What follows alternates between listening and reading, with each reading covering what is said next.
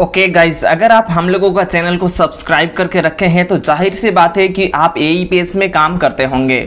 तो यहाँ पर एईपीएस वगैरह में काम करने के लिए कुछ बातें हैं, कुछ शर्तें हैं जो कि आपको मान के चलना चाहिए, जो कि आपको फ्यूचर में बहुत ही काम में आने वाला है। तो क्या क्या बातें हैं जो आपको एईपीएस यूज़ करते टाइम आपको ध्यान में रखना चाहिए, क्या क्या बातें हैं जो कि सेफ्टी के लिए भी आपको ध्यान में रखना चाहिए। ऐसे में आपको आज के इस वीडियो में 4 पॉइंट बताने वाला हूं जिसके जरिए आप अपने आप को सेफ्टी रख सकते हैं।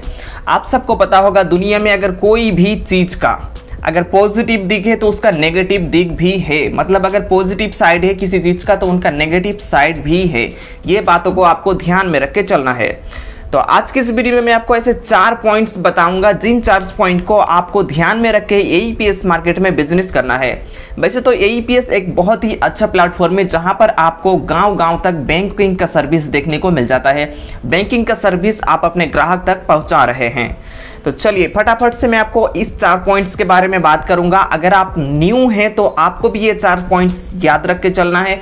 अगर आप ओल्ड एईपीएस यूज करते हैं, चाहे कोई भी कंपनी का एईपीएस यूज करते हैं, फिनो पेमेंट्स बैंक हो, स्पाइस मनी हो, इजीपे हो, कोई भी अगर आप एईपीएस को यूज करते हैं तो ये सारे बातों को आपको ध्यान में रख के चलना चाहिए, जो कि मुझे लगता है। तो यहाँ पर चलिए शुरू करते हैं। जितने सारे लोग मुझे न्यू देख रहे हैं उनको बता दूं कि मेरा नाम है समादिल और मैं वेस्ट बंगाल से बिलोंग करता हूँ। सबसे पहला पॉइंट यहाँ पर, मान लीजिए कोई कस्टमर आपके पास आया एईपीएस से बैलेंस विड्रॉल करने के लिए, मतलब पैसा निकालने के लिए आधार कार्ड से। मान लीजिए 10,000 रुपीज वो निकालेगा या 5,000 निकालेगा या फिर 500 निकालेगा। तो ज़्यादातर एईपीएस शॉप में, ज़्यादातर साइबर कैफे वगैरह में वहाँ पर कुछ चार्जेस लिया जाता है, जो कि चार्ज लेना भी पड़ता है क्योंकि उनको भी सर्विस वगैरह देना होता है। तो 10 रुपीज़ 20 रुपीज़ चार्ज लेता है। तो यहाँ पर क्या करता है, मान लीजिए कस्टमर 500 रुपीज़ विड्रॉल करेगा तो यहाँ पर जो एईपीएस यूज़र है, जो दुकानदार है, जो शॉप चला रहा है, वो क्या करेगा, यहाँ पर 510 मार देगा, 1020 मार देगा। अगर 5,000 उठाई तो मान लीजिए 20 रुपीज़ चार्ज है तो 5,020 मार देगा।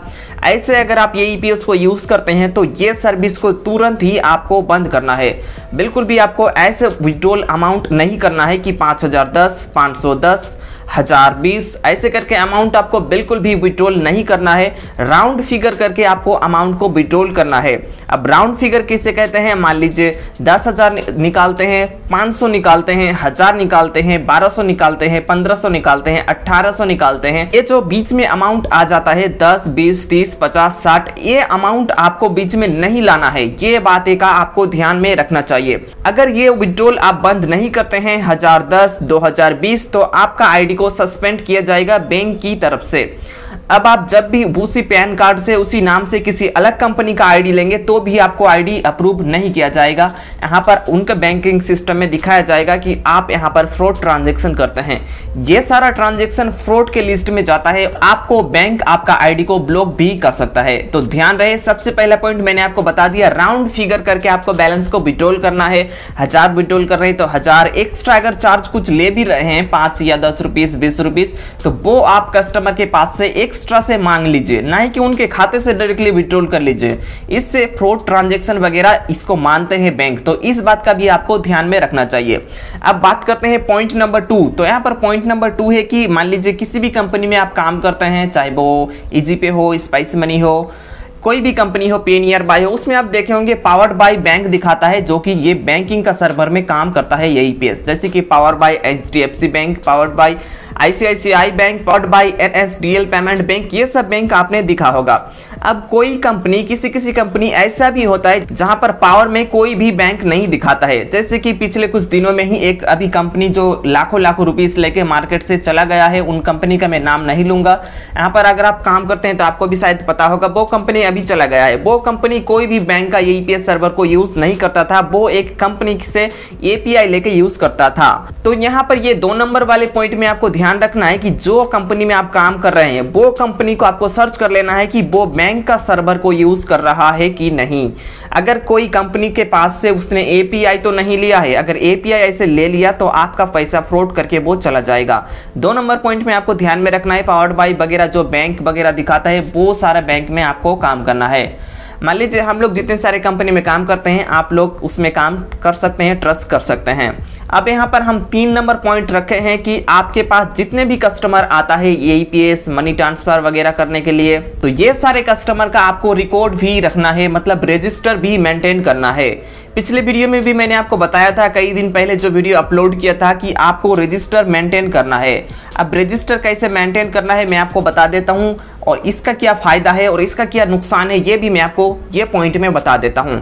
अगर रजिस्टर आपको मेंटेन करना है तो सबसे पहले आप हम लोगों के पास से एक रजिस्टर ले सकते हैं, जो कि ट्रांजैक्शन रजिस्टर है, वहाँ पर है, नहीं तो मैं आपको दिखा देता।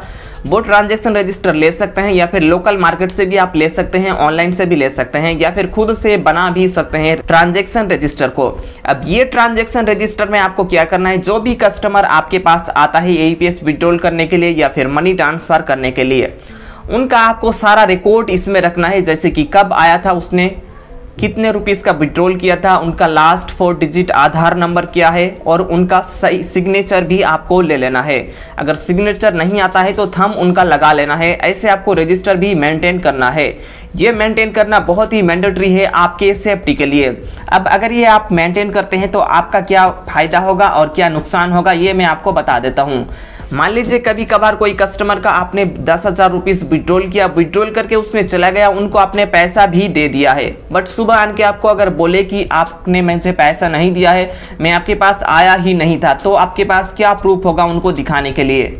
इसलिए बता रहा हूं कि आपको ट्रांजैक्शन रजिस्टर, जो कि रजिस्टर है, कस्टमर का रिकॉर्ड को आपको मस्टली मेंटेन करके रखना है, क्योंकि वो आपको फ्यूचर में बहुत ही काम में आने वाला है। वैसे इस पॉइंट में मैं आपको एक चीज़ और भी सजेस्ट करना चाहूँगा कि अगर 50,000 1 लाख का बिजनेस करते हैं तो 5-7 हज़ार का एक CCTV कैमरा भी अपने शॉप में इंस्टॉल करवा लें, या फिर जहाँ पर कस्टमर आता है उसी जगह में इंस्टॉल करें, जहाँ पर वो CCTV में पूरा रिकॉर्ड रहेगा कि वो कस्टमर आपके शॉप में इतने टाइम में आया था, आपने उनको इतना पैसा दिया था। तो आप एक CCTV भी अपने शॉप में लगा सकते हैं अपने सेफ्टी के लिए। यहाँ पर ये गया 3 नंबर पॉइंट। अब 4 नंबर पॉइंट में हम लोग बात करेंगे कि AEPS बिजनेस में काम करना बहुत ही अच्छा है और कस्टमर भी बहुत खुश होता है, बैंक वगैरह में लाइन देने की जरूरत नहीं पड़ता है।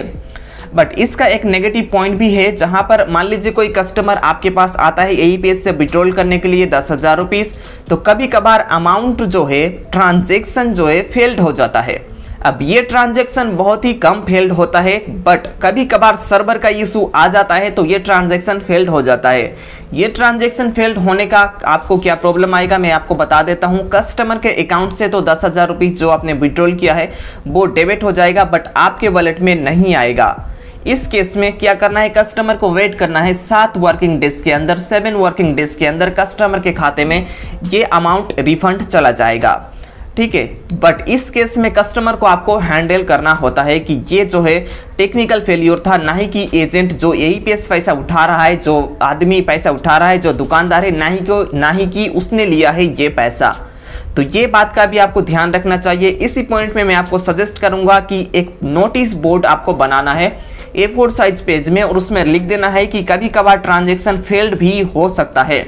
अगर ट्रांजैक्शन फेल्ड होता है तो कस्टमर को यहाँ पर 7 वर्किंग डेज का वेट करना है, तभी वो अमाउंट कस्टमर के अकाउंट में रिफंड आ जाएगा। वैसे 7 वर्किंग डेज से पहले ही ये सारा कुछ क्लियर हो जाता है। मैक्सिमम टाइम में आपको 7 वर्किंग डेज बता रहा हूँ, तो ये बातें का भी आपको ध्यान रखना है। एक A4 साइज पेज में आपको प्रिंट आउट करवा लेना है अपने लोकल लैंग्वेज में कि AEPS से आप यहाँ पर बैलेंस विड्रॉल करने आए हैं, ये अच्छी बात है। बट कभी कभार अगर ट्रांजैक्शन फेल्ड हो जाता है तो आपको 7 दिन का वेट करना है, या फिर उससे कम में भी आपको वो अमाउंट आपके बैंक अकाउंट में रिफंड हो जाएगा। तो ये सारा कुछ आपको ध्यान में रख के चलना है अगर आप एक AEPS बिजनेस करते हैं तो सेफ्टी गाइडलाइन के जरिए। तो ये सारा कुछ आप ध्यान में रख के चलिए और AEPS बिजनेस करिए, बहुत ही अच्छा ये बिजनेस है। तो उम्मीद है कि ये सारा कुछ आपको समझ में आ चुका होगा। अगर आपको कुछ डाउट है इस वीडियो से रिलेटेड तो आप नीचे कमेंट कीजिए, मैं आपको बता दूंगा। मुझे उम्मीद है कि आपको ये वीडियो पसंद आया, अपने तरफ से एक लाइक कर दीजिए। मैं मिलूंगा आपसे अगले वीडियो में, तब तक के लिए बाय बाय।